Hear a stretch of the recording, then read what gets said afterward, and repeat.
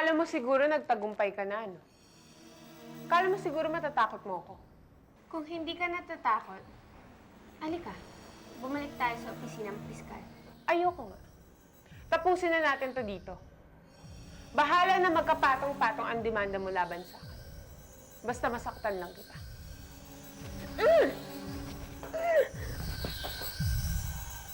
Let's go, Patrice. Hintayin na lang natin sa kotse si Carlos Miguel. Olga! Olga!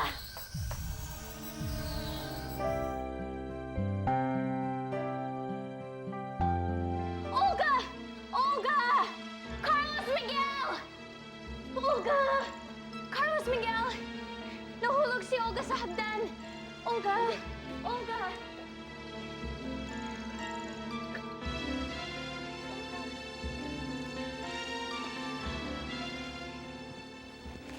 Konting tiis na lang, Agnes.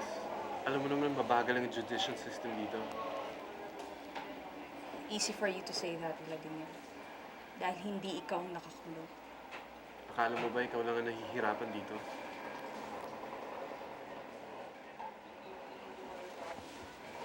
Si Jimboy, kamusta na siya? Hindi ko pa siya nakikita. Hindi ko alam kung saan siya dinala ni Emily. Ayaw nila sabihin sa akin.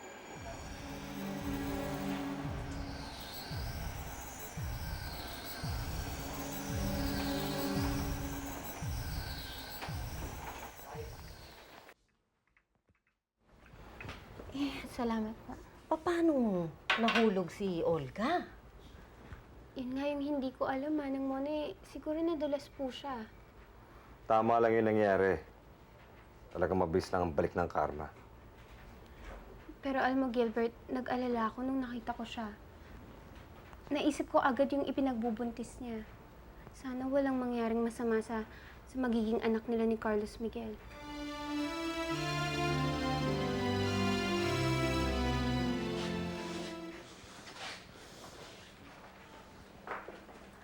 Dok, kamusta ho si Olga?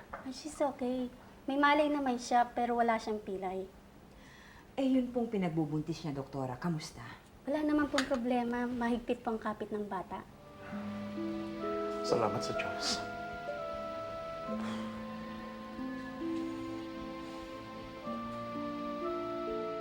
Bakit hindi mo alam kung nasan si Jimboy? Bakit hindi mo to gawa ng paraan, Vladimir? Agnes, ginagawa ko ng paraan. Kinausap ko na si Emily. Nilayasat ko nga si Charity para matakot.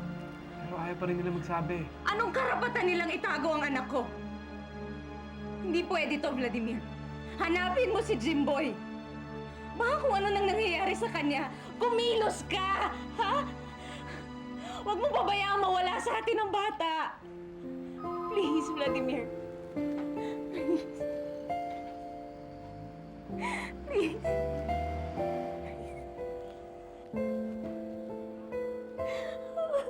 Ang anak ko. Sa susunod kasi, mag-ingat ka pag bumababa ka na hagdanan. Eh gusto mo ba malagay sa peligro yung buhay ng anak ko? Pero Carlos Miguel, hindi ako basta lang nahulog sa hagdanan. May tumulak sa akin. Ano? Sino? Hindi ba nakwento sa'yo ni Patrice na inaway ako ni Margarita? I'm sorry. I was so shocked. Kaya hindi ko agad nasabi sa'yo, Carlos Miguel. Besides, ayokong gumawa ng gulo. Pero, oo, inaway siya ni Margarita. At ang babaeng yon ang nakita kong tumulak kay Olga sa hagdan.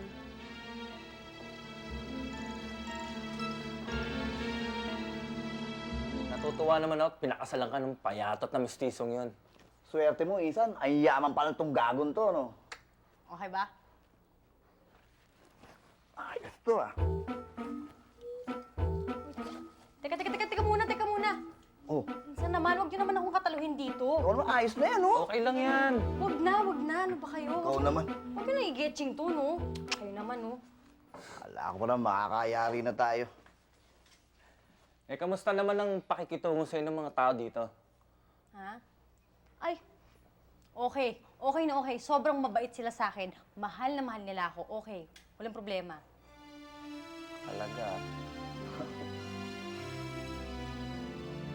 Sigurado ka ba si Margarita tumulak kay Olga sa hagdanan? Oo.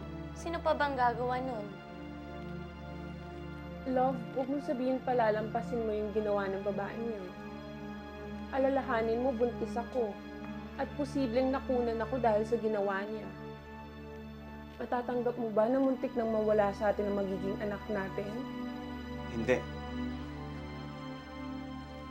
Babayad siya.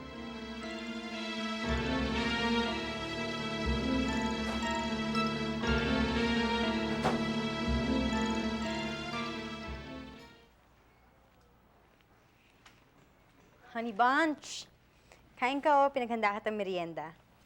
Thank you Pero, sorry, hindi ako nagugutom eh.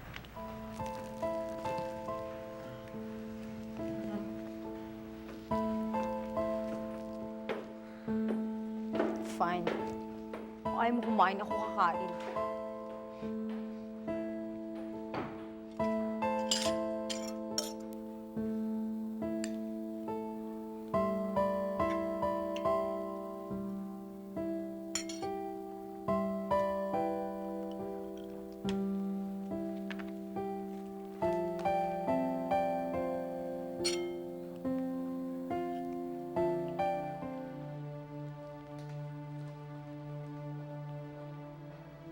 Ay, nako.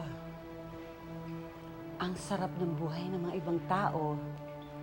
Patulog-tulog, pakain-kain.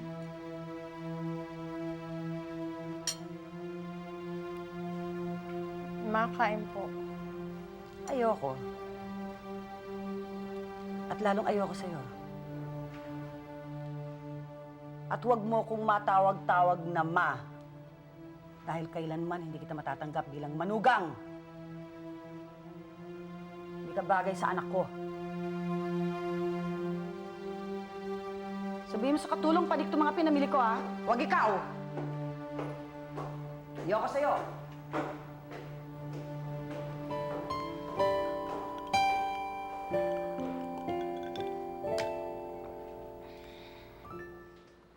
Hola, Senyor Altamonte.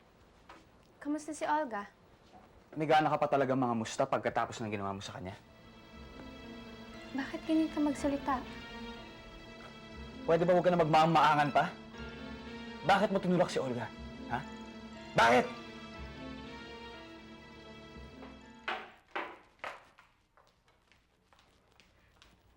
Vladimir. Magtapat ka nga, Charity. Saan mo ba talaga dinala si Jimboy? Nasasaktan ako, Vladimir! Talagang masasaktan ka kapag hindi mo ilabas si Jimboy! Aray ko! Hindi ko siya itinulak. Wala akong alam sa mga sinasabi mo. Tama na! Alam mo, akala ko dati mabait ka eh. Akala ko pareho kayo ni Cecilia na maawain. Pero mali pala ako. Hindi mo man lang ba naisip na buntis si Olga bago mo siya tinulak sa hagdanan? Carlos Miguel, maniwala ka naman sa akin. Wala akong alam sa mga sinasabi mo. Ako nga ang itinulak ni Olga. Sinungaling. Eto, tandaan mo ah. Mula ngayon, hindi na ako maniniwala sa'yo. Huwag mong sabihin yan. Hindi ko kaya gawin ang mga binibintang mo. Alam mo, sayang lang yung ganda mo eh. Kamukha mo pa naman yung babaeng pinagkakatiwalaan ko. Pero mali pala ako. Sa mukha lang pala yung pagkakapareho niyo. Hindi totoo yan. Sinisiraan lang ako ni Olga. Carlos Miguel, huwag ka maniwala sa kanya. Walang nagbago sa akin. Pwede ba huwag ka na magkunwari na mabait ka? Hindi bagay sa'yo eh. Eto, tandaan mo, sabihin ko sa'yo ito ah. Magmula ngayon, ito na huling araw na makikita mo pa ako. Carlos Miguel, wag. Hindi ko kaya na wala ka.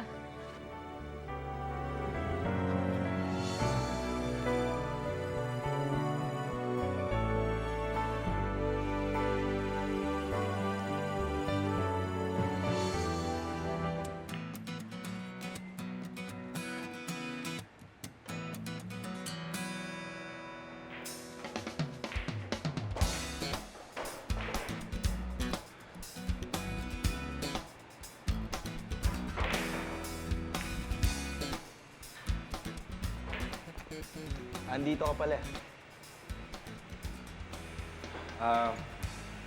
Wala kasing magawa eh. Gusto maglaro? Sige, nag-practice ka na. Tara. Sige. Hanap lang tayo. Table, dun siguro.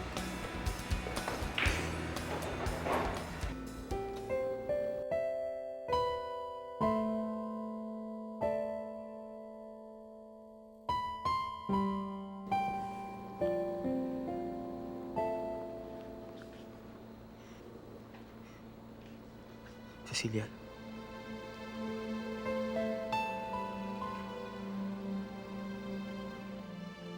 Sige, saktan mo ko! Pero hindi mo makukuha sa akin ang hinihingi mo! Sumusuha ka, ha? Ha? Ha? Ha? Akala mo ba may pasensya pa ako sa'yo, ha? Ha? Ha? Ha? Vladimir! Bitawan mo ang kapatid ko! Bitawan mo ang kapatid ko! Ikaw si Cecilia. Katulad mo humalig si Cecilia. Kalimutan mo na yan, bale-wala yun. Bakit hindi mo gantihan ang halik ko tulad ng ginawa mo kanina? Natatakot ka ba malaman ko kung sino ka talaga? Hindi na mauulit yun. Kaya pwede ba umalis ka na? Ano ba? Sinabi nang hindi ako si Cecilia eh. This is the last time na sasabihin ko sa'yo na hindi ako si Cecilia. Kaya pwede ba umalis ka na? Umalis ka na!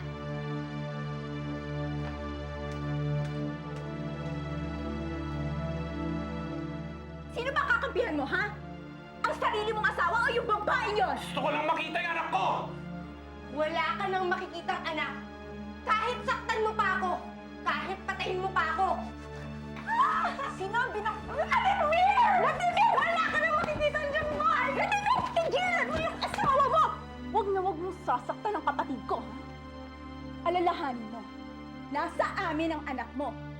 Ayaw mo naman siguro siyang masaktan din, hindi ba?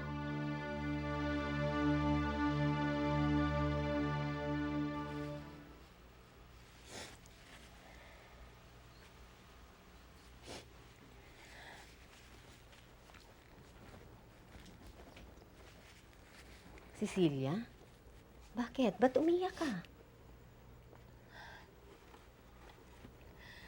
Dahil natukso ako kay Carlos Miguel kanina. Manang-mana, tulungan niyo ho ako. Ayokong pagtaksilan si Gilbert. Pero hindi ko rin kayang nararamdaman ko para kay Carlos Miguel. Hindi ko siya kaya paghiganti. Mahal na mahal ko pa rin siya. Mahal na mahal ko pa rin siya.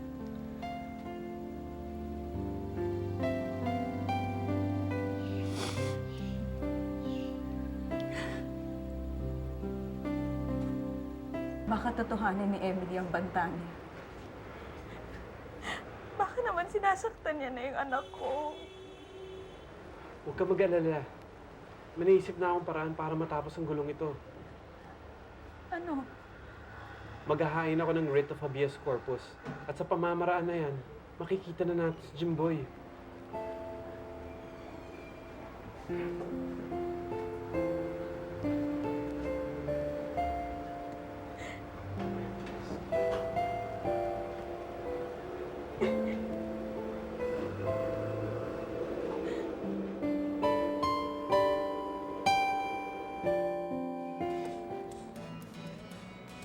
May asawa ka pala, no? Akala ko, Bakit? Kahit sino naman, pwede mag-asawa, di ba? maganda ba asawa mo? Maganda siya talaga. Ano pangalan? Cecilia.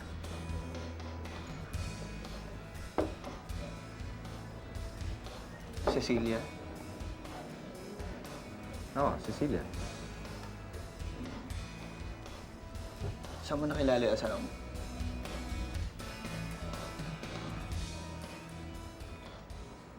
Charity! Emily! Sir? Halika, pasok kayo. Nasaan na sila Charity at Emily? Kakaalis lang ako, sir eh. May mga dala silang gamit. Hindi ko alam kung saan sila pupunta.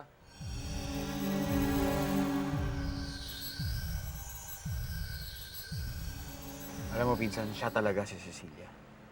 Nakakasiguro na ako. Pinsan naman. Baka nasarapan ka lang sa halik ni Margarita. Ano ka ba? Huwag ka nga magbiro ng ganyan. Lalaki ka rin, alam mo yung sinasabi ko. Makikilala mo ang isang babae sa halik. At nakilala ko si Cecilia kay Margarita. Kaya siya talaga si Cecilia. O sige, granted na nga siya si Cecilia. Eh bakit hindi siya umaamin? Bakit nagkukunwari siya na siya si Margarita? Hindi ko alam. Pero may naisip na akong paraan para mapaamin siya. At sa gagawin kong to, Chuck, na makakasiguro ako na si Cecilia talaga si Margarita.